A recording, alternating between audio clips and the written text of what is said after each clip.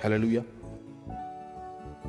आज सुबह जो बात खुदावंद ने मेरे दिल में डाली, जो मैं आप सबसे शेयर करना चाहता हूं, वो है कि हम किस तरह से अपने बदन को काबू में कर सकते हैं, हम अपनी बॉडी को कैसे कंट्रोल कर सकते हैं। आज हम सीखेंगे कलाम में से कि किस तरह से हम अपने बदन को, इस जिस्म को, इस फानी बदन को कंट्रोल कर सकते हैं, किस तरह से हम इसको काबू में कर सकते हैं। मेरे साथ मिलकर निकालिएगा मुकद्दस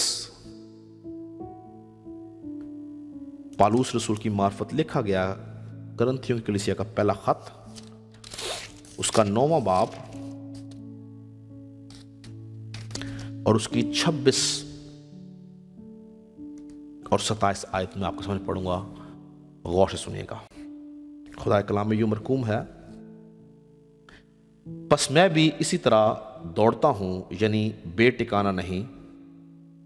मैं इसी तरह मुक्कों से लड़ता हूं, यानी उसकी मानद नहीं जो हवा को मारता है, बल्कि मैं अपने बदन को मारता, कूटता और उसे काबू में रखता हूं, ऐसा ना हो कि औरों में मुनादी करके आप नामकबूल ठहरो। तो मर्द खुदा पालूस रसूल जो है, जब वो करंथियों की कलीसिया को खत लिखता है तो वो कहता है कि मैं अपने बदन को मारता, कूटता, काबू में रखता हूं, ऐसा ना हो कि मैं औरों में मुनादी करूं और उनके बीच में मैं नामकबूल ठहरूं। इसीलिए आज हर ईमानदार को जरूरत क्या है कि वो अपने बदन को, इस जिस्म को काबू में रखे। आज हम देखेंगे कि बदन को काबू में रखने के मायने क्या है और किस तरह से हम अपने बदन को काबू में रख सकते हैं।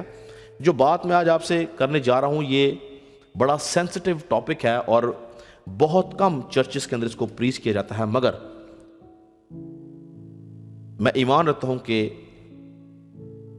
खुदावंद आज बहुतों से बात करेगा और जो मजमून जिसमें मैं बोल रहा हूं अपने बदन को काबू में रखना, इब्लीस बड़े जोरों शोर से इस टॉपिक के, इस मजमून के खिलाफ लोगों की जिंदगियों में काम करता है।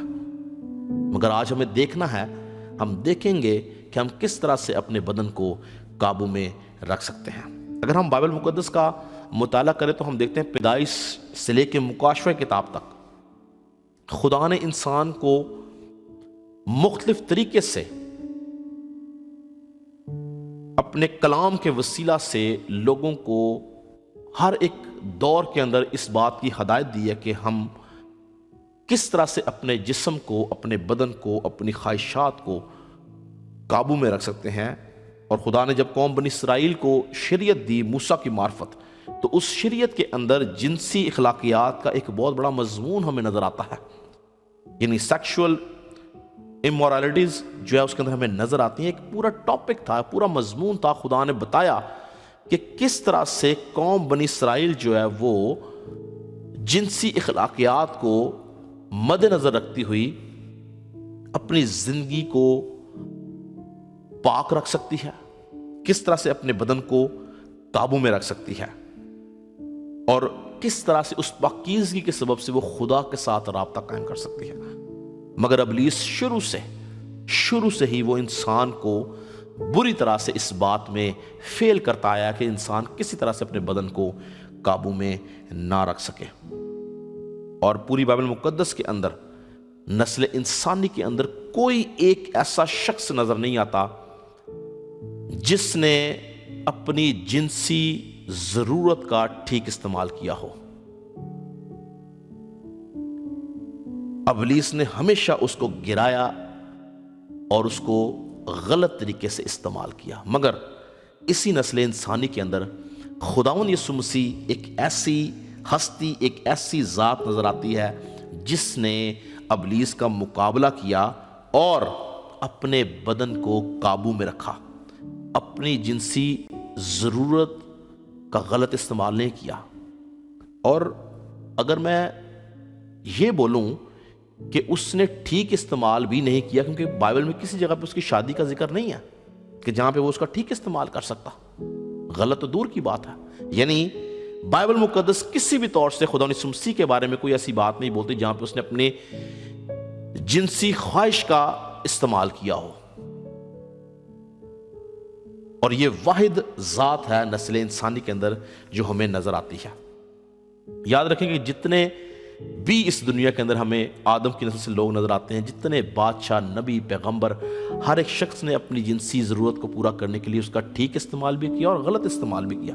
مگر پالوس رسول جب اس کو ایڈریس کرتا ہے اس بات کو، تو وہ کہتا ہے کہ ہمیں اپنے بدن کو قابو میں رکھنے کی ضرورت ہے. یہ بھید، یہ مکاشفہ روح القدس کی اس کے اوپر کھل گیا کہ اگر کوئی شخص خدا کی قربت کو حاصل کرنا چاہتا ہے، خدا کی حضوری کو حاصل کرنا چاہتا ہے، تو اس کو اپنے جسم کو قابو میں رکھنا ضروری ہے. اپنی خواہشات کے اوپر غلبہ حاصل کرنا ضروری ہے. اور خدا کی خواہش کیا ہے؟ غور سے سنیے گا. خدا کی خواہش کیا ہے؟ خدا کیا چاہتا ہے ہم سے؟ خدا یہ چاہتا ہے کہ اس کا بیٹا خدا یسوع مسیح، اس کی جو دلہن ہے، وہ پاک اور صاف ہو، وہ بے داغ ہو. دنیاوی طور پہ جب ہم دیکھتے ہیں کہ کوئی اپنے بیٹے یا بیٹی کے لیے رشتہ ڈھونڈنے جاتا ہے تو کیا بات دیکھتا ہے؟ وہ دیکھتا ہے کہ لڑکی یا لڑکا خوبصورت ہو. وہ یہ دیکھتا ہے کہ لڑکا محنتی ہو، لڑکی جو ہے وہ گھر کا کام جانتی ہو. اور ایک خاص بات جو ہمیشہ دیکھی جاتی ہے کہ لڑکی یا لڑکے کا کردار درست ہو. کیا آپ نے کبھی ایسا دیکھا، سنا ہے کہ ماں باپ، والدین اس بات کو جان جائیں کہ جس لڑکی کو یا جس لڑکے کو ہم اپنے گھر لے کے آنے والے ہیں اس کا کردار ٹھیک نہیں اور وہ پھر بھی اس کو لے کے آ جائیں؟ ایسا کبھی بھی نہیں ہوتا. کردار، اس کا اخلاق اس شادی کے اندر اس کا ایک بہت بڑا رول ہے. اسی طرح سے خدا باپ جو ہے وہ کہہ جاتا ہے کہ میرے بیٹے کی جو دلہن ہے وہ خوبصورت ہو. خدا جو ہے وہ جسمانی یا ظاہری خوبصورتی نہیں، وہ روحانی خوبصورتی کو دیکھتا ہے. وہ یہ بھی دیکھتا ہے کہ وہ محنتی ہو، خدا کی بادشاہ کا کام کرنے والا ہو. اور خاص بات وہ کیا دیکھتا ہے کہ دلہن میں یعنی کلیسیا میں جو شامل ہو رہا ہے وہ پاک ہو، اس کا کردار ٹھیک ہو، کیونکہ وہ میرے بیٹے کی دلہن بننے والا ہے. کلیسیا مسیح کا بدن جو ہے، جس کو مسیح کے اعضاء بولا گیا ہے، اس میں کوئی بھی شخص آ سکتا ہے. مگر خدا کی خواہش کیا ہے کہ جو بھی دلہن کا کلیسیا کا حصہ بنے وہ پاک ہو. ہاللویا. یاد رکھیں کہ انسان کو آج کچھ چیزیں میں آپ کو تعلیمی طور پہ بتاؤں گا جو آپ کے لیے فائدہ مند ہوں گی. خدا نے انسان کو جب بنایا تو اس نے انسان کے اندر 3 خاص باتوں کو رکھا. کون کون سی باتوں کو؟ 3 خاص باتوں کو رکھا. سب سے پہلی بات خدا نے انسان میں کیا رکھی؟ جنسی ضرورت کو پورا کرنا. جنسی ضرورت کو پورا کرنا یعنی جنس کی ضرورت کو پورا کرنا. دوسری بات کھانا پینا. خدا نے رکھا کہ انسان کھائے پیے. پہلی بات رکھے کہ وہ اپنے جنس کی ضرورت کو پورا کرے، دوسری بات وہ کھائے پیے، اور تیسری بات کہ وہ اچھی طرح سے سوئے، اپنی نیند کو پورا کرے. کہاں پہ ملتا ہے؟ میرے ساتھ نکالیں پیدائشی کتاب، اس کا پہلا باب اور اس کی 28 آیت. پہلی چیز خدا نے کیا دی؟ جنس کی ضرورت کو پورا کرنا، جنسی ضرورت کو پورا کرنا. لکھا ہے پہلے باب کی 28 میں لکھا ہے، اور خدا نے ان کو برکت دی اور کہا کہ پھلو اور بڑھو اور زمین کو معمور اور محکوم کرو. تو یہاں پہ جو پھلنا اور بڑھنا ہے یہ جنسی ضرورت کو پورا کرنا ہے. ملٹیپلیکیشن کا کام جو ہے وہ یہاں پہ بولا گیا کہ انسان جو ہے، مرد عورت اپنی جنس کی، اپنی نفس کی ضرورت کو جو ہے وہ پورا کر سکتا ہے لیگل طریقے سے. دوسری بات کیا؟ کھانا پینا. تو اگر آپ دوسرے باب کی 16 آیت دیکھیں تو یہاں پہ لکھا ہے، اور خدا نے حکم دیا اور کہا کہ تو باغ کے ہر درخت کا پھل بے روک ٹوک کھا سکتا ہے. تو یہاں پر خدا دوسری بات کہہ رہا ہے، کھانے کا حکم دے رہا ہے کہ تو باغ کے ہر درخت کا پھل بے روک تو کھا سکتا ہے. تو انسان کو کھانے پینے کا حکم بھی دیا گیا. تیسری بات کیا بولی؟ دوسرے باب کی 21 آیت میں لکھا ہے جو نیند کی بات ہے، اور خدا نے آدم پر گہری نیند بھیجی. اب یہ خدا نیند بھیج رہا ہے، اس کا مطلب ہے کہ یہ خدا کے کرائٹیریا کا حصہ ہے کہ انسان کے اندر خدا نے نیند کو خود پلانٹ کیا. کیا لکھا ہے کہ اس نے اس پر گہری نیند بھیجی اور وہ سو گیا اور اس نے اس کی پسلیوں میں سے ایک کو نکال لیا. تو یہاں پر خدا نے آدم کے اوپر گہری نیند بھیجی ہے اور ان 3 باتوں کو انسان میں رکھا. کیا ریپیٹ کروں گا؟ پہلی بات کیا رکھی ہے؟ جنسی ضرورت کو پورا کرنا. دوسری بات کھانا پینا. تیسری بات ٹھیک طریقے سے سونا، نیند کو پورا کرنا. مگر افسوس کی بات کیا ہے کہ انسان ان تینوں چیزوں کو بری طرح ابیوز کرتا ہے. اگر ایک شخص ان 3 چیزوں کے اندر پرفیکٹ ہو جائے تو وہ اپنے بدن کو قابو میں رکھ سکتا ہے. اگر وہ اپنے جنسی ضرورت کا ٹھیک استعمال کرے، اگر وہ اپنی ایٹنگ ہیبٹس، کھانے پینے کو درست کر لے اور اپنی نیند کو درست کر لے تو وہ اپنے بدن کو قابو میں رکھ سکتا ہے. مگر ابلیس بری طرح سے انسان سے ان 3 چیزوں کو بے حرمت کرواتا ہے. ہم اس کی قدر ہی نہیں کرتے اور ہم اپنی لائف کے اندر ان تینوں چیزوں کے اندر بعض اوقات ڈسپلن نہیں ہوتے ہیں. آج ہم آنے والے دنوں میں اس ٹاپک کے اوپر بات کرتے رہیں گے، لیکن آج میں صرف جو بات کرنا چاہ رہا ہوں وہ ہے جنسی ضرورت کا ٹھیک استعمال، کہ کس طرح سے انسان جو ہے وہ اپنی سیکشول لائف کے اندر ڈسپلن ہو سکتا ہے، اور بائبل کس طرح سے ہمیں بتاتی ہے کہ ہم نے کیا کرنا ہے. تو یاد رکھیں کہ پہلی بات کیا ہے؟ جنسی ضرورت کا ٹھیک استعمال کرنا. خدا نے انسان کو کس دن بنایا تھا؟ ہم سب بائبل پڑھتے ہیں تو ہم دیکھتے ہیں کہ خدا نے انسان کو 6 دن بنایا. مگر اگر آپ دیکھیں تو خدا نے 6 دن انسان کے ساتھ جانوروں کو بھی بنایا. 6 دن خدا نے انسان کے ساتھ جانوروں کو بنایا. میرے ساتھ نکالیں، سیکھیں گے. بڑے دھیان سے میری آج کی چیزوں کو سنیے گا. میں ایمان رکھتا ہوں کہ ہم سب مل کر برکت پائیں گے. پہلے باب کی 25 آیت سے پڑھوں گا، غور سے سنیے گا.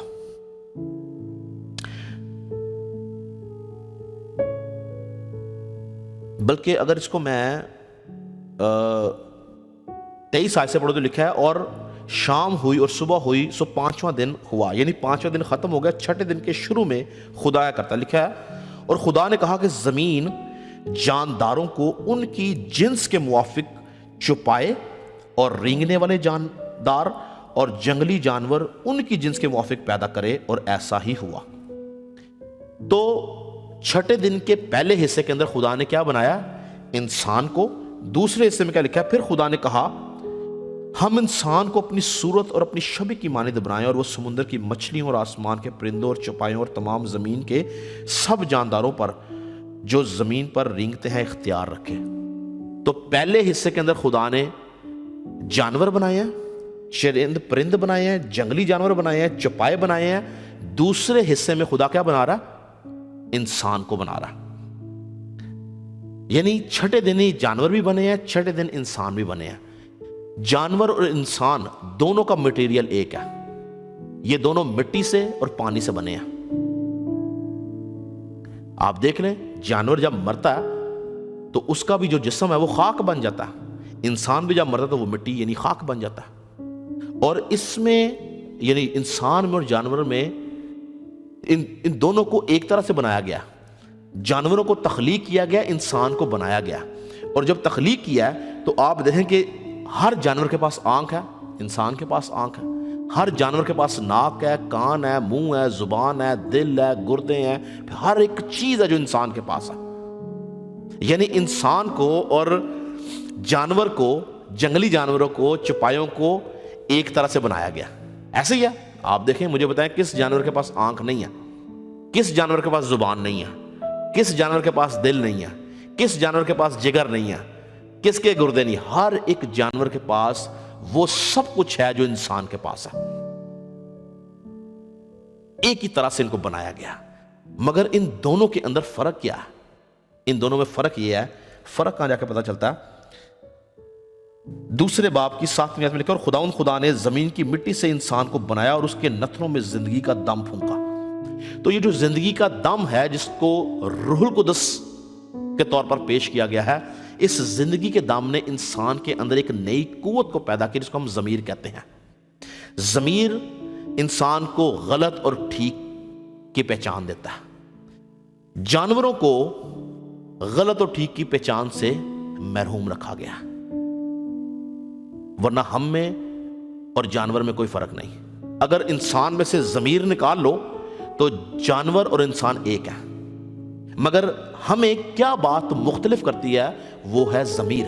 اور ضمیر کیسے پلانٹ ہوا؟ نتھروں میں جب زندگی کا دم پھونکا تو یہ روح القدس جب پھونکا گیا تو اس کے اندر ایک نئی قوت پیدا ہوئی جس کو ضمیر کا نام دیا گیا۔ یہی وجہ آپ دیکھیں کہ انسان کا چھوٹا سا بچہ غلطی کرتا تو وہ ڈر جاتا ہے، گھبرا جاتا ہے، اس کے چہرے پہ گھبراہٹ آ جاتی ہے، وہ پریشان ہو جاتا ہے۔ کیوں؟ کیونکہ کہیں نہ کہیں اس کے اندر احساس ہے کہ یہ غلط ہے۔ مگر جانور کے نزدیک غلط اور ٹھیک کا کوئی امتیاز نہیں ہے، جانور کو اس قوت سے محروم رکھا گیا ہے۔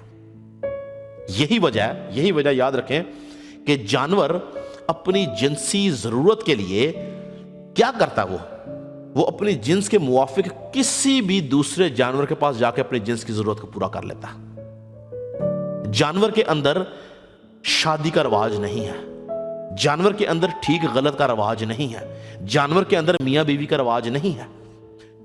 ہر جانور اپنی جنس کے موافق دوسرے جانور سے جا کے اپنی ضرورت کو پورا کرتا ہے۔ غور طلب بات سنیں جو میں آپ کو بات بتانے والا ہوں۔ جب کوئی انسان اس لیول پہ پہنچ جاتا ہے کہ وہ اپنی جنس کی ضرورت کو کسی کے پاس بھی جا کے پورا کرے، چاہے وہ مرد ہے چاہے عورت ہے، اگر عورت کسی کے پاس بھی جاتی ہے اپنی جنس کی ضرورت کو پورا کرنے، یا مرد کسی بھی عورت کے پاس چلا جائے اپنی جنس کی ضرورت کو پورا کرنے، تو اس میں اور جانور میں کوئی فرق نہیں رہتا۔ وہ مرد وہ عورت خدا کی نظر میں انسان نہیں بلکہ جانور بن جاتا ہے، اس کی خصلت جانور والی ہو جاتی ہے، اس کے اندر سے ضمیر مر جاتا ہے، وہ ٹھیک اور غلط کی پہچان بھول جاتا ہے۔ خدا نے جب انسان کو زندگی کا دم دیا، روح القدس دیا، تو ضمیر اسی لیے ڈالا کہ وہ ٹھیک اور غلط کو سمجھ سکے۔ پہلی بات جو غور طلب ہے، میں ایمان رکھتا ہوں کہ بہت سے ایماندار خداوند کے فضل کی بدولت اس لعنت سے نکل چکے ہیں، اور وہ لوگ جنہوں نے ابھی تک نجات نہیں پائی، جو ابھی تک گناہ کا، بدکاری کا، زناکاری کا، حرام کاری کا شکار ہیں، ان کے لیے سوچنے کی ضرورت ہے کہ ان میں اور جانور میں کوئی فرق نہیں ہے۔ کیونکہ یاد رکھیں کہ جانوروں کے اندر سیکشول پیورٹی کا کوئی کانسیپٹ نہیں ہے، مگر انسان کے اندر سیکشول پیورٹی کا کانسیپٹ پایا جاتا ہے، اس کو سوچ دی گئی ہے، اس کے اندر خدا کی آواز ہے۔ اور اگر کسی شخص کی جنسی ضرورت کو پورا کرنے کی حص جو ہے وہ کرپٹ ہو جائے تو وہ پھر ضرورت پوری نہیں کرتا، وہ اپنی ہوس پوری کرتا ہے جس طرح جانور کرتا ہے۔ اس لیے ہمیں اپنے بدن کو قابو میں رکھنے کی ضرورت ہے، اپنے جسم کو قابو میں رکھنے کی ضرورت ہے۔ پالوس رسول پہلا کرنتھیوں 6 باب کی 18 میں کہتا ہے، حرام کاری سے بھاگو، جتنے گناہ آدمی کرتا ہے وہ بدن سے باہر ہیں، مگر حرام کار اپنے بدن کا بھی گناہ گار ہے۔ کہتا ہے حرام کاری سے بھاگو۔ پرانے یاد نامہ کے اندر خوبصورت مثال ملتی ہے یوسف کی، جب پوتیفر کی بیوی نے اس کو پکڑا کہ وہ اس کے ساتھ مباشرت کر سکے، اس کے ساتھ بدکاری کر سکے، اس کے ساتھ زناکاری کر سکے، تو لکھا کہ وہ اپنا پراہن اس کے ہاتھ میں چھوڑ کر بھاگ گیا۔ آج ضرورت ہے کہ ہر ایک شخص بدکاری سے یوں ہی بھاگے جس طرح یوسف بھاگا۔ خدا کا خوف اپنی زندگی میں رکھے، اپنے بدن کو، اپنی سوچ کو، اپنی خواہشات کو قابو میں رکھے۔ کیوں؟ کیونکہ اس کا ضمیر جاگتا تھا، وہ اپنے ضمیر کی یعنی خدا کی آواز کو سنتا تھا۔ یوسف اسی لیے اس نے اس کام سے، اس خواہش سے، اپنی جوانی کی خواہش سے بھاگا، کیونکہ وہ جانتا تھا کہ اس بدکاری کا، اس زناکاری کا ایک دن اس کو حساب دینا ہوگا، عدالت کے دن اس کو پیش ہونا پڑے گا، اسی لیے وہ بھاگا۔ اگر آج ہم اس یوسف کی طرح بدکاری سے، زناکاری سے بھاگیں گے، خدا ہمیں برکت دے گا، کیونکہ یاد رکھیں اس کا حساب دینا پڑے گا۔ میرے ساتھ نکالیں عبرانیوں کا خط، اس کا 13واں باب اور اس کی 4 آیت میں لکھا ہے، بیاہ کرنا سب میں عزت کی بات سمجھی جائے اور بستر بے داغ رہے، کیونکہ خدا حرام کاروں اور زانیوں کی عدالت کرے گا۔ کیا لکھا ہے؟ خدا حرام کاروں اور زانیوں کی عدالت کرے گا۔ یہاں پہ تعلیمی بات بتانا چاہتا ہوں کہ یہ 2 مختلف کیٹیگریز بولی گئی ہیں، حرام کار اور زناکار۔ حرام کار کون ہے؟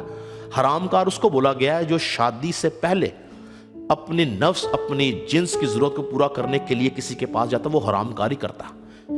اور جو شخص شادی شدہ ہو جاتا ہے، اگر وہ شادی شدہ ہونے کے بعد کسی عورت یا کسی مرد کے پاس کوئی عورت جاتی ہے تو وہ زناکاری کرتی ہے۔ شادی سے پہلے کیا ہے؟ حرام کاری ہے، شادی کے بعد وہ حرام کاری نہیں بلکہ وہ زناکاری بن جاتی ہے۔ تو یہاں پہ خدا دونوں کی بات کر رہا ہے، کہتا ہے حرام کاروں اور زانیوں کی عدالت کرے گا، یعنی وہ شخص جو شادی سے پہلے گناہ بدکاری کرتا ہے اس کو حرام کار بولا گیا، اس کی بھی عدالت ہے، اور جو شادی کے بعد کرتا ہے وہ چونکہ زناکار ہے اس کی بھی عدالت ہے۔ تو دونوں طرح سے خدا جو ہے وہ انسان کو عدالت میں لے کے آئے گا، کیونکہ خدا جو ہے وہ بت پرستی سے اور حرام کاری سے، زناکاری سے نفرت کرتا ہے۔ اسی لیے پالوس کہتا ہے کہ ہمیں اپنے بدن کو قابو میں رکھنے کی ضرورت ہے۔ آج کی تاریخ کے اندر آپ کو پتا ہے ابلیس کا اس دنیا کے اوپر سب سے زبردست، سب سے بڑا ہتھیار کیا ہے جو وہ دنیا میں استعمال کر رہا ہے؟ وہ ہتھیار حرام کاری اور زناکاری ہے۔ اس سے بڑا ہتھیار آج کی تاریخ میں ابلیس کا کوئی بھی نہیں ہے، جس میں اس نے بے شمار لوگوں کو پھنسا کے رکھا ہوا ہے۔ اور ابلیس نے موجودہ دور کے اندر زناکاری اور حرام کاری کو اتنا عام کر دیا کہ اس کو کسی جگہ پر جانے کی ضرورت ہی نہیں ہے، وہ گھر میں بیٹھا اپنے موبائل فون کے اوپر زناکاری اور بدکاری کرتا ہے۔ اور جب وہ زناکاری یا بدکاری فون پہ کر رہا ہوتا ہے تو اس کا ضمیر اگر اس کو بولے کہ یہ تو غلط کر رہا ہے تو ابلیس اس کو بڑی ایک میٹھی ٹافی دیتا ہے، وہ کہتا ہے نہیں تو کسی کے پاس جا ہی نہیں رہا، تو فون پہ دیکھ رہا ہے، صرف یہ گناہ نہیں ہے۔ بے شمار دنیا کو اس نے اس اندھیرے میں رکھا ہوا ہے۔ آپ جانتے ہیں کہ اس کی وجہ کیا ہے کہ اس نے آج کی تاریخ میں، ابلیس نے آج کی تاریخ میں انٹرنیٹ کے وسیلہ سے بدکاری کو اتنا عام کیوں کر دیا؟ میں آج آپ کو خاص بات بتانے والا ہوں، کیا وجہ ہے اس کی؟ کیوں بدکاری اتنی عام ہو گئی ہے؟ کیوں زناکاری اتنی عام ہو گئی ہے؟ موبائل فون کے اوپر آپ کو ہر ایک سیکنڈ کے بعد کچھ نہ کچھ چیز نظر آئے گی۔ ابلیس نے بری طرح پورے سسٹم کو اس نے کیپچر کر لیا۔ ریزن کیا؟ غور سے سنیں گا۔ ریزن یہ ہے کہ خداوند یسوع مسیح جب اپنی زمینی خدمت کے دوران لوگوں سے بات چیت کرے تو یسوع مسیح نے ایک نیا حکم دیا، اس نے ایک نئی تعلیم دی، اور ابلیس اس نئے حکم، اس نئی تعلیم کے خلاف کھڑا ہو گیا۔ حکم کیا تھا؟ تعلیم کیا تھی؟ نکالے میرے ساتھ متی کی انجیل اس کا 5واں باب۔ یہ جو کچھ چل رہا ہے، ابلیس جو ہے یہ اس حکم، اس تعلیم کے خلاف بڑے زبردست طریقے سے کام کر رہا ہے جو یسوع مسیح نے تعلیم دی۔ متی کی انجیل اس کا 5واں باب اور اس کی 28 آیت لکھا ہے، یسوع مسیح کہتا ہے تم سن چکے ہو کہ کہا گیا تھا کہ زنا نہ کرنا، لیکن میں تم سے یہ کہتا ہوں کہ جس کسی نے بری خواہش سے کسی عورت پر نگاہ کی وہ اپنے دل میں اس کے ساتھ زنا کر چکا۔ اب خدا یسوع مسیح یہاں پر کہتا ہے کہ تم سن چکے ہو کہ تمہیں کہا تھا کہ زنا نہ کرنا، یعنی تم کسی عورت کے پاس نہ جانا، کوئی مرد کسی عورت یا عورت کسی مرد کے پاس جا کے زنا نہ کرے، تمہیں یہ کہا گیا تھا، مگر میں تمہیں کہتا ہوں کہ جس کسی نے کسی عورت کو بری خواہش سے، بری نگاہ سے اپنے دل میں زنا کیا۔ یہ خدا نے مسیح نے سٹیٹمنٹ دی تھی۔ آج کیا ہو رہا ہے؟ کوئی مرد کوئی عورت کسی کے پاس نہیں جا رہا، صرف آنکھوں سے دیکھ رہا ہے۔ خداوند یسوع مسیح کے کلام کے، اس کے حکم کے خلاف ابلیس ان تمام چیزوں کو پلانٹ کر رہا ہے۔ کوئی کسی کے پاس نہیں جا رہا۔ پورنوگرافی کیا ہے؟ لوگ موبائل کے اوپر برائی دیکھ کے زنا کر رہے ہیں، لوگ موبائل کے اوپر بدکاری کو دیکھ کے حرام کاری کر رہے ہیں، کسی کے پاس نہیں جا رہے۔ جس کسی نے کسی عورت کو بری خواہش سے دیکھا، اس نے اپنے دل میں زنا کیا۔ اور ابلیس اس آیت کے، اس حکم کے، اس حوالہ کے خلاف آج کھڑا زبردست طریقے سے کام کر رہا ہے۔ کوئی شخص کسی کے پاس نہیں جا رہا۔ ہاں جاتے ہیں لوگ، لیکن ایک تحقیق کے مطابق 80% لوگ موبائل فون کے اوپر، انٹرنیٹ کے اوپر بدکاری کر رہے ہیں۔ کیوں؟ کیونکہ یہ خدا یسوع مسیح کی باتوں کے خلاف چل رہا ہے کام۔ اس نے منع کیا تھا، اور ابلیس ایگزیکٹ وہی چیز دیکھنے کے وسیلہ سے انسان کو جو ہے وہ کرپٹ کر رہا ہے۔ آپ جانتے ہیں کہ ہر عورت کے ایگز میں زندگی ہے اور مرد کے سپرم میں زندگی ہے۔ میاں اور بیوی جب آپس میں ملاپ کرتے ہیں تو ان کے ملاپ کے وسیلہ سے ایک نئی زندگی بنتی ہے، ایک نیا انسان تخلیق ہوتا ہے، اولاد پیدا ہوتی ہے، یعنی ان کے سپرم میں زندگی ہے۔ اور جب کبھی کوئی شخص اس سپرم کو مس یوز کرتا ہے، چاہے وہ حرام کاری کے وسیلہ سے کرے، چاہے زنا کاری کے وسیلہ سے کرے، چاہے جسمانی طور پر کسی کے ساتھ مباشرت کرے یا انٹرنیٹ پہ اس کام کو کرے، یاد رکھیں کہ وہ سپرم ابلیس کی بادشاہت کے اندر آپ کی طرف سے بڑھوتی کا کام کر رہا ہے، کیونکہ اس سپرم کے اندر زندگی ہے جس کو ابلیس یوز کر رہا ہے۔ آپ ابلیس کی بادشاہت کی بڑھوتی کا کام کر رہے ہیں۔ آسان لفظوں میں یہ بولوں کہ ابلیس اس سپرم کا استعمال کرتا ہوں کہ وہ جانتا ہے اس میں زندگی ہے، اور وہ سپرم اس کی بادشاہت کے اندر بویا جا رہا ہے۔ اس لیے غور کرنے کی ضرورت ہے، ہم کس ڈگر پہ چل رہے ہیں۔ اگر آج ہم میں سے کوئی شخص اس زندگی کے اندر جا رہا ہے جو کہ گناہ آلودہ ہے، تو ہمیں اپنے بدن کو قابو میں رکھنے کی ضرورت ہے، ہمیں اپنی خواہش کو قابو میں رکھنے کی ضرورت ہے، اپنی سوچ کو قابو میں رکھنے کی ضرورت ہے، اپنے اعضاء کو قابو میں رکھنے کی ضرورت ہے۔ ہمیں یہ دیکھنا ہے کیا ہمارے اعضاء ابلیس کے کاموں کے لیے استعمال تو نہیں ہو رہے، کیا ہمارے اعضاء خدا کے لیے استعمال ہو رہے ہیں یا نہیں ہو رہے، کیا ہمارا بدن خدا کا مقدس ہے یا نہیں ہے، کیا یہ بدن ابلیس استعمال تو نہیں کر رہا، کیا اس بدن سے خدا کا نام جلال پا رہا ہے یا ابلیس؟ اگر نہیں تو ہمیں غور کرنے کی ضرورت ہے، کیونکہ یاد رکھیں کہ جب ہم مسلسل گناہ آلودہ زندگی گزارتے ہیں تو ہمارے بدن کے اندر بیماری آ جاتی ہے۔ کیوں آتی ہے؟ نکالے میرے ساتھ، وجہ کیا ہے، کس طرح بیماری آ جاتی ہے؟ بیماری آنے کے بہت سے وجوہات ہیں، لیکن ایک وجہ میں آپ کو بتاؤں گا۔ ویسے بہت سی وجوہات ہیں لیکن ایک وجہ بتاتا ہوں۔ نکالے پیدائش کی کتاب 3 باب اس کی 14 آیت، پیدائش 3 کی 14، سنیے غور سے کیا لکھا ہے۔ اور خدا نے سانپ سے کہا، اس لیے کہ تو نے یہ کیا، تو سب چپایوں اور دشتی جانوروں میں ملاؤن ٹھہرا، تو اپنے پیٹ کے بل چلے گا اور عمر بھر خاک چاٹے گا۔ کیا لکھا ہے؟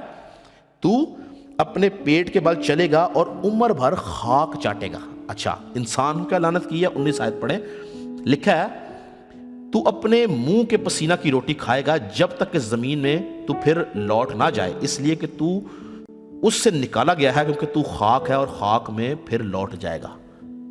اب انسان کیا ہے؟ خاک، اور ابلیس کو لعنت دیا کہ تو خاک کو چاٹے گا۔ انسان دن بدن زمین کی طرف جاتا ہے، موت کی طرف جاتا ہے، بیماری اس کو کمزور کرتی ہے، آپ جس طرح بڑے ہوتے ہیں آپ کا دل جو ہے وہ کمزور ہونا شروع ہو جاتا ہے، آپ کے اعضاء کمزور ہونے شروع ہوتے ہیں۔ کیوں؟ کیونکہ انسان کے اندر دو پل ہیں، ایک زمین جو اس کو زمین گناہ یعنی کھینچتی ہے، اور ایک خدا کا روح جو اس کے اندر بسا ہوا وہ اس کو خدا کی طرف لے کے جاتا ہے۔ اور جب ہم گناہ کرتے ہیں تو ہمارے بدن میں بیماری آتی ہے۔ بیماری آنے کا مطلب یہ کہ ابلیس خاک چاٹ رہا ہے، یہ بدن خاک ہے، اور خاک چاٹنے کا مطلب ہے کہ بیماری کے وسیلہ سے ابلیس ہمیں دن بدن کمزور کر کے قبر کی طرف لے کے جاتا ہے۔ جب تک انسان مر نہیں جاتا ابلیس اس خاک کو چاٹتا رہتا ہے۔ وسیلہ کیا بنتا ہے؟ ہماری زندگی میں موجود گناہ۔ جب تک آدم نے گناہ نہیں کیا تھا یہ لعنت نہیں تھی۔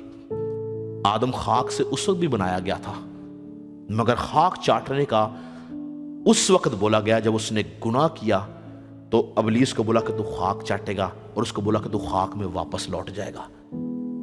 یعنی بیماری مسلسل ہمارے جسم کو موت کی طرف لے کے جاتی ہے۔ اس لیے ہمیں سوچنا کیا ہے کہ کیا ہمارے بدن قابو میں ہیں یا نہیں؟ کیا ہم اپنے نفس کی ضرورت کا ٹھیک استعمال کر رہے ہیں یا نہیں؟ کیونکہ اگر نہیں کر رہے تو بدن میں گناہ کی وسیلے سے موت پیدا ہوگی۔ سلیمان بادشاہ یاد رکھیں واحد بادشاہ تھا جس کو خدا نے اس دنیا میں انسانوں کے اندر سب سے زیادہ حکمت دی، اور اس کی حکمت کی تصدیق خدا یسوع مسیح خود کرتے ہیں۔ اس شخص نے زناکاری کے بارے میں، حرام کاری کے بارے میں بہت ساری باتیں لکھی، مگر ایک جگہ پہ آ کے وہ رک گیا، وہ سٹک ہو گیا، اور وہ اس بات کو سمجھ نہیں پا رہا کہ زناکاری کی انتہا کیا ہے اور ابلیس کس حد تک انسان کو لے جاتا ہے۔ ایک مرد عورت کے اندر اور عورت مرد کے اندر کس حد تک گم ہو جاتا ہے اس گناہ کی وجہ سے، وہ اس بات کو نہیں جان پایا، جبکہ اس نے حکمت کی بے شمار باتیں لکھی ہیں، بے شمار چیزیں اس نے لکھی ہیں، مگر وہ اس بات کو نہیں سمجھ پایا۔ اور وہ کہتا ہے، میرے ساتھ نکالیں امثال کتاب کا 30 باب اور اس کی 18 آیت میں کہتا ہے، 3 چیزیں میرے نزدیک بہت ہی عجیب ہیں۔ کیا کہتا ہے؟ 3 چیزیں میرے نزدیک بہت ہی عجیب ہیں، بلکہ 4 جن کو میں نہیں جانتا۔ پہلی بات، عقاب کی راہ ہوا میں، اور سانپ کی راہ چٹان پر، اور جہاز کی راہ سمندر میں، اور مرد کی روش جوان عورت کے ساتھ۔ آگے کہتا ہے، زانیہ کی راہ ایسی ہی ہے، وہ کھاتی ہے اور اپنا منہ پونچھتی ہے اور کہتی ہے میں نے کچھ برائی نہیں کی۔ وہ کہتا ہے میں اتنا کچھ جانتا ہوں پھر بھی میں یہ 4 باتیں نہیں جان پایا۔ اور آخری بات کہتا ہے کہ مرد کی روش جوان عورت کے ساتھ، یعنی ابلیس انسان کو اس حد تک بدکاری، زناکاری اور حرام کاری کے اندر پھنسا دیتا ہے کہ انسان اس بات کو سمجھ نہیں پاتا کہ میں کس طرح سے اس میں سے نکل سکوں، اور وہ اس کے جسم پر، سوچ پر، خیال پر قبضہ کر لیتا ہے۔ مگر حل کیا ہے؟ حل کی طرف آئیں گے۔ حل کیا ہے؟ یاد رکھیں، میں اور آپ سلیمان بادشاہ کی طرح نہیں ہیں جس کے پاس برے کا خون نہیں۔ میں اور آپ سلیمان بادشاہ جس کے پاس یسوع مسیح نہیں۔ آج میرے اور آپ کے پاس زندہ خدا کا بیٹا خداوند یسوع مسیح ہے، جس کے خون کی قوت کے وسیلہ سے ہماری بدکاریاں دھو دی گئی ہیں، جس کا روح ہر لمحہ ہمیں گناہ سے، بدی سے بچانے کی قدرت اور قوت رکھتا ہے، جو ہماری سوچوں کو، خیالوں کو، ارادوں کو جانچ لیتا ہے، جو ہمیں سنبھالتا ہے، مگر کب؟ جب ہم اس کو پکارتے ہیں، جب ہم اپنی سوچ پہ اس کے لہو کو مانگتے ہیں، جب ہم اپنے دل کے اوپر اس کا پہرا مانگتے ہیں، جب ہم اپنی سوچوں کو اس کے قبضہ اور کنٹرول میں دیتے ہیں، تب یسوع مسیح اپنے روح کے وسیلہ سے ہمیں ساری ناراضگی سے، ساری بدکاری سے نکال لیتا ہے۔ پہلا یوحنا اس کے پہلے باب کی 8ویں اور 9ویں آیت میں لکھا ہے، اگر ہم کہیں کہ ہم بے گناہ ہیں تو اپنے آپ کو فریب دیتے ہیں اور ہم میں سچائی نہیں۔ اگر اپنے گناہوں کا اقرار کریں تو وہ ہمارے گناہوں کو معاف کرنے اور ہمیں ساری ناراستی، کیا لکھا ہے، ساری ناراستی سے پاک کرنے میں سچا اور عادل ہے۔ یعنی یسوع مسیح جو ہے وہ قوت رکھتا ہے کہ وہ ہمیں اپنے لہو کے وسیلہ سے ساری ناراستی سے بچا لے، مگر کب؟ جب ہم اپنے بدن کو قابو میں رکھنے کے لیے اس کے لہو کو مانگتے ہیں، جب ہم اپنے بدن کو قابو میں رکھنے کے لیے اس کے فضل کو مانگتے ہیں، جب ہم اپنی سوچوں کو، اپنے خیالات کو، اپنے ارادوں کو پاک روح کی فرما برداری اور پاک روح کی تابعداری میں لے کے آتے ہیں، تب وہ ہمیں سنبھالتا ہے۔ اور جب کبھی ابلیس ہمارے ذہن میں بری خواہش، بری بات کو پلانٹ کرتا ہے، روح القدس اسی ٹائم ہمیں طاقت دیتا ہے کہ ہم اس کے اوپر غلبہ حاصل کر سکیں، کیونکہ میں اور آپ یسوع مسیح کے فضل کی بدولت بچا لیے گئے ہیں۔ رومیو کا خط اس کے 6 باب اس کی 14 آیت کے اندر لکھا ہے، اس لیے کہ گناہ کا تم پر اختیار نہ ہوگا، کیونکہ تم شریعت کے متحد نہیں بلکہ فضل کے متحد ہو۔ ہم شریعت کا حصہ نہیں ہیں، ہمیں بچا لیا گیا ہے اپنے فضل کی بدولت خدا یسوع مسیح نے۔ اور خدا کی پاک مرضی، جو میں نے شروع میں بولا، خدا کی مرضی کیا ہے، خدا کیا چاہتا ہے؟ پہلا تسلنیکیوں اس کا 4 باب، آخری حوالہ کر کے ختم کروں گا۔ پہلا تسلنیکیوں اس کا 4 باب، خدا کی پاک مرضی کیا ہے ہمارے لیے کہ ہم کیا کریں، ایماندار کیا کریں۔ اس کی 2 آیت میں لکھا ہے، 4 باب کی 2 میں لکھا، کیونکہ تم جانتے ہو کہ ہم نے تم کو خداوند یسوع کی طرف سے کیا کیا حکم پہنچائے، چنانچہ خدا کی مرضی، کیا لکھا ہے؟ چنانچہ خدا کی مرضی یہ ہے کہ تم پاک بنو، یعنی حرام کاری سے بچے رہو۔ اب خدا کی مرضی کیا ہے؟ پہلی بات، ہم پاک بنیں، دوسری بات، حرام کاری سے بچے رہیں۔ کیسے بچیں گے؟ میں نے آپ کو بتایا، یسوع مسیح کے لہو کی قوت کے وسیلہ سے۔ میری بات یاد رکھیں، یہ بات جو میں نے آپ سے آج کی ہے، یہ بات کوئی انہونی بات نہیں ہے، اور نہ کوئی شخص اس بات پہ شرم کرے کہ یہ بات کیا ہے۔ یہ گناہ کے وسیلہ سے ہر ایک انسان، چاہے وہ مرد ہے عورت ہے، اس کے اندر ابلیس پلانٹ کرتا ہے۔ مگر مسیحی زندگی کیا ہے؟ ہم مسیحی زندگی کی بات کر رہے ہیں، جو ہمارا مرکزی حوالہ تھا جو ہم نے پڑھا کہ پالوس کیا کہتا ہے کہ میں اپنے بدن کو مارتا کوٹتا اسے قابو میں رکھتا ہوں، ایسا نہ ہو کہ اوروں میں منادی کر کے آپ نامقبول ٹھہرو۔ کرنا کیا ہے؟ دیکھیں، ایماندار شخص میں اور دوسرے شخص میں فرق یہ ہے کہ ایماندار شخص کو خدا کا فضل سنبھالتا ہے۔ جب کبھی آپ کے ذہن میں، آپ کے دل میں، آپ کی سوچ کے اندر برا خیال ابلیس ڈالے، اسی ٹائم یسوع کا لہو کلیم کریں، اسی ٹائم پاک روح کو کلیم کریں، بولے پاک روح میری مدد کر کہ میں اس ابلیسی سوچ کا مقابلہ کر سکوں، میری مدد کر کہ میں تیرے لہو کی قوت سے اس کے اوپر غلبہ حاصل کر سکوں۔ آپ دیکھیں، جب آپ اس کی پریکٹس کریں گے، ابلیس کیا لکھا ہے؟ شیطان کا مقابلہ کرو تو وہ تم سے بھاگ جائے گا۔ مقابلہ کرنا ہے، جسم کو قابو میں رکھنا ہے، بدن کو قابو میں رکھنا ہے، تب جا کے ہم خدا کے حضور میں مقبول ہوں گے، تب ہمارے اعضاء خدا کے حضور میں پاک ہوں گے، ہم پاک بنیں گے، حرام کاری سے بھاگیں گے، کیونکہ یہی خدا کی مرضی ہے۔ ہیلیلویا۔ آنے والے ہفتے میں ہم جو باقی 2 باتیں میں نے آپ کو بتائی، ہم کھانے پینے میں کیسے ڈسپلن ہو سکتے ہیں اور سونے میں، کیونکہ یاد رکھیں یہ 2 چیزوں میں ڈسپلن ہونا بڑا امپورٹنٹ ہے۔ جب ہم اپنے کھانے پینے میں ڈسپلن نہیں ہوتے تو یاد رکھیں بہت زیادہ کھانا ہماری جنسی خواہشات کو بڑھاتا ہے۔ اسی لیے جب ہم کھانے پینے میں ڈسپلن ہو جائیں گے، سونے میں ڈسپلن ہو جائیں گے، ہم اپنے بدن کو قابو میں رکھ سکیں گے۔ آنے والے ہفتے میں ہم ان 2 ٹاپکس پہ بات کریں گے، کھانے پینے میں ڈسپلن کیسے ہو سکتے ہیں اور سونے میں کیسے ڈسپلن ہو سکتے ہیں، اور خدا کا پاک روح جیسے گائیڈ کرے گا اور جس چیز میں ہمیں ڈسپلن ہونے کی ضرورت ہے خدا کا پاک روح بتائے گا۔ ہم آنے والے دنوں میں، ہفتوں میں اس پہ بات کرتے رہیں گے۔ پریز گاڈ۔ میں آپ کے لیے دعا کرنا چاہتا ہوں۔ خداوند، میں تیری شکر گزاری کرتا ہوں کہ تو بر وقت بات کرتا ہے، تو کلام کے وسیلہ سے اپنے لوگوں کو تسلی دیتا ہے، تو اپنے لوگوں کی ضروریات کو پورا کرتا ہے۔ اے خدا ہم اس بات پر ایمان رکھتے ہیں کہ تیرا کلام کبھی بے تاثیر واپس نہیں لوٹتا ہے، جب تو بات کرتا ہے تو وہ اثر کرتا ہے۔ آج جتنے لوگوں نے تیرا کلام سنا، تیرا خادم ہوتا، وہ ان کے لیے تیرا فضل چاہتا ہوں۔ آج کے بعد اے خدا اگر کوئی شخص ایسی زندگی جی رہا ہے کہ وہ اپنے نفس کا غلط استعمال کر رہا ہے، اپنی جنسی خواہش کا غلط استعمال کر رہا ہے، تو آج کے بعد تیرا پاک روح اس شخص کو گھیر لے، تیرے لہو کی قوت اس کو گھیر لے، اور اے خدا آج کے بعد وہ ایسا نہ رہے بلکہ بدل جائے، تیری قدرت اس کی زندگی میں کام کرے، تیرا فضل اس کی زندگی میں کام کرے، اور اے خدا ابلیس کے سارے منصوبے ان کی زندگیوں میں فیل ہو جائیں،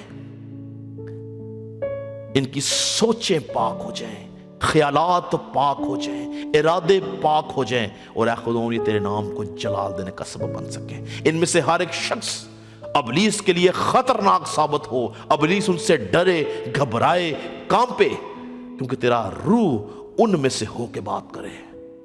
تیرا خادم متوا سب کے لیے برکت کی دعا کرتا ہوں۔ آج کلام جو تو نے بھیجا، جو بیج بویا گیا خدا وہ 100 گنا پھل لے کے آئے، تیرے لوگ برکت پائیں، تسلی پائیں، رہائی پائیں، آزادی پائیں، اور تیرے نام کو جلال دیں۔